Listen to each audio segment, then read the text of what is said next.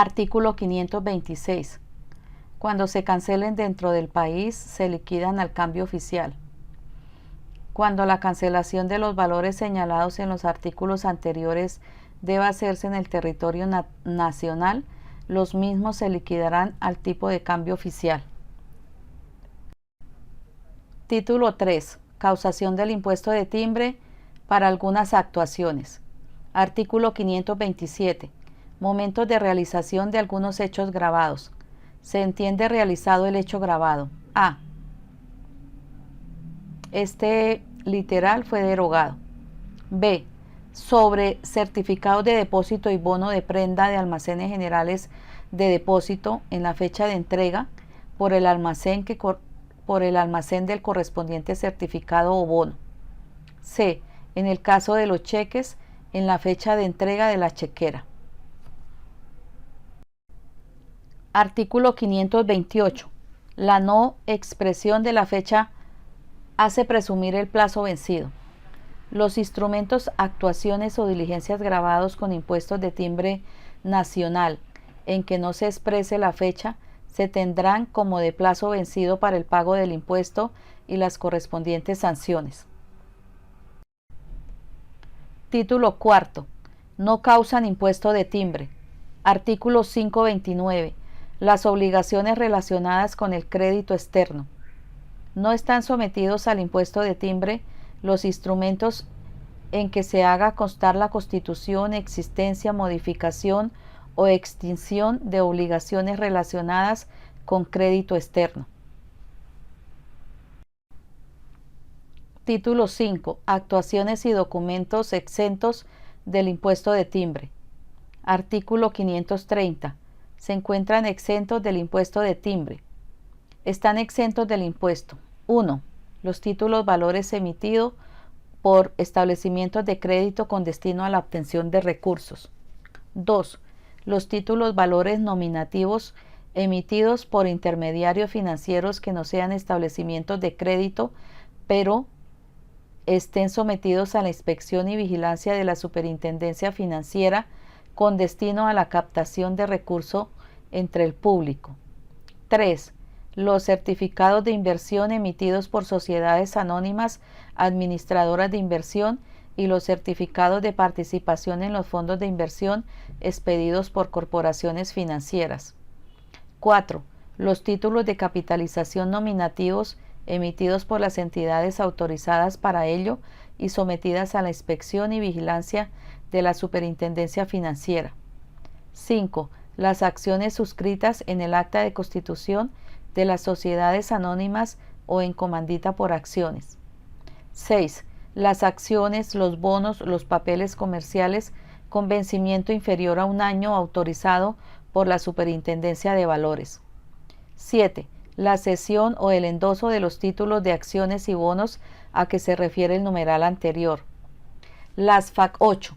Las facturas cambiarias, siempre que el comprador y el vendedor o el transportador y el remitente o cargador, según el caso, y su establecimiento se encuentren matriculados en la Cámara de Comercio. 9. El endoso de títulos valores y los documentos que se otorguen con el único propósito de precisar las condiciones de la negociación, tales como aquellos que se efectúan en desarrollo de operaciones de venta de cartera, reporto, carrusel, opciones y futuros. 10. La prórroga de los títulos valores cuando no impliquen novación. 11. Los cheques girados por entidades de derecho público. 12. Las cartas de crédito sobre el exterior. 13. Los contratos de venta a plazos de valores negociables en bolsa por el sistema de cuotas periódicas con o sin amortizaciones por medio de sorteos autorizados por la Superintendencia Financiera. 14. Las operaciones de crédito público, las operaciones asimiladas a operaciones de crédito público, las operaciones de manejo de deuda pública y las conexas con las anteriores que realicen las entidades estatales. 15. Los documentos suscritos con el Banco de la República por los fondos ganaderos y el Instituto de Crédito Educativo para utilizar cupos ordinarios. extraordinarios o especiales de crédito. Igualmente, los documentos en que se hagan constar operaciones de crédito entre el Banco de la República y los establecimientos de crédito o entre estos últimos. 16. Los contratos celebrados por los fondos ganaderos con particulares. 17. Los acuerdos celebrados entre acreedores y deudores de un establecimiento con intervención de la Superintendencia Financiera cuando éste se halle en posesión de dicho establecimiento. 18. Los contratos y manifiestos de exportación de productos que reciban el certificado de abono tributario. 19. Los contratos de cuenta corriente bancaria. 20. Los comprobantes o certificados de depósito a término de los establecimientos de crédito. 21. La apertura de tarjetas de crédito. 22. Los contratos de promesa de compraventa de inmuebles. 23. Las escrituras otorgadas por el Instituto de Crédito Territorial en lo concerniente a la adquisición de vivienda y las del Fondo Nacional del Ahorro con sus afiliados, también para lo relativo a la vivienda. 24. El otorgamiento, la autorización y el registro de cualquier escritura pública de compraventa o de hipoteca de una vivienda de interés social de que trata la Ley 9 de 1989. 25. Las resoluciones de adjudicación de tierras a título gratuito hechas por la Agencia Nacional de Tierras y por la Agencia de Desarrollo Rural. 26. Los contratos de prenda o garantía hipotecaria abiertas. 27. Los contratos de transporte aéreo, terrestre, marítimo y fluvial de pasajeros y de carga. 28. Las pólizas de seguros y reaseguros, sus renovaciones, ampliaciones, aplicaciones o anexos. 29. La matrícula de los comerciantes y establecimientos de comercio y la renovación de tales matrículas en el registro mercantil. 30. Los pasaportes oficiales de los funcionarios cuando viajen en comisión oficial con la presentación previa de la autorización del gobierno. 31. La expedición y revalidación de pasaportes de colombianos que no estén en capacidad de pagar el impuesto, siempre que la exención se conceda por la Dirección General de Impuestos Nacionales del Ministerio de Hacienda y Crédito Público, previo concepto favorable de la División Consular del Ministerio de Relaciones Exteriores. 32. La visa de inmigrantes autorizada por organismos competentes y otorgada con los auspicios del Comité Internacional de Migraciones Europeas, abro paréntesis, CIME, cierro paréntesis. 33. Los pasaportes de trabajadores manuales, esto es, de obreros, choferes, agricultores, asalariados y personas que presten servicio doméstico, residentes en Venezuela, Ecuador y Panamá. 34. Los pasaportes diplomáticos. 35. La carta de naturalización del cónyuge del colombiano por nacimiento. 36. Los certificados y las copias sobre el estado civil. 37. Los contratos de trabajo y las copias, extractos y certificados relativos a prestaciones sociales. 38. Los siguientes certificados. A. De salud o de vacunación. B. Las licencias o certificados de idoneidad para ejercer cualquier profesión. C. Los certificados de idoneidad y los títulos o diplomas que se expidan en estudios secundarios, universitarios, técnicos o comerciales. Y D. Las actas de inscripción de profesionales o técnicos en las oficinas públicas. 39. Las autenticaciones de los certificados de estudio que expidan los establecimientos de enseñanza en el exterior. 40.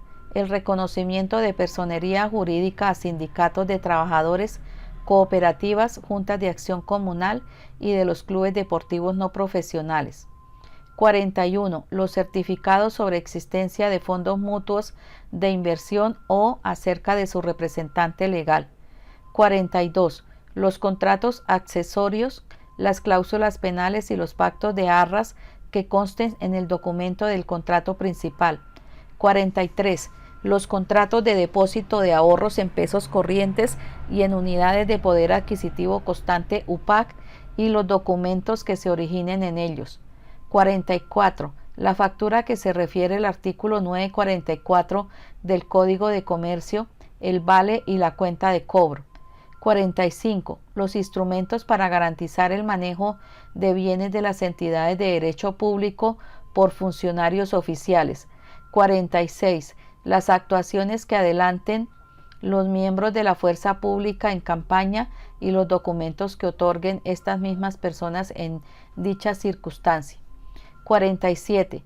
Los duplicados de todo escrito sujeto al impuesto de timbre en los cuales oficialmente conste haberse pagado el impuesto correspondiente al original. 48. Los documentos de identificación personal o los relativos a expediciones, copias o renovaciones de aquellos. 49. Los informes y certificados con fines exclusivos de estadística o control e impuestos y contribuciones. 50. El foro de garantías de instituciones financieras en relación al impuesto no cedido a entidades territoriales.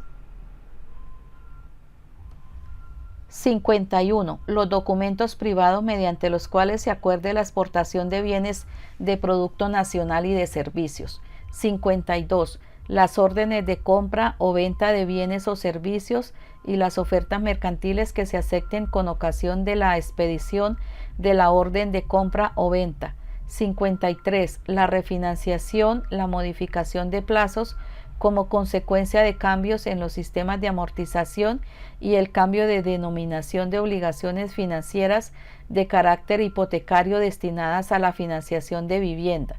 54. Los pagarés que instrumenten cartera hipotecaria.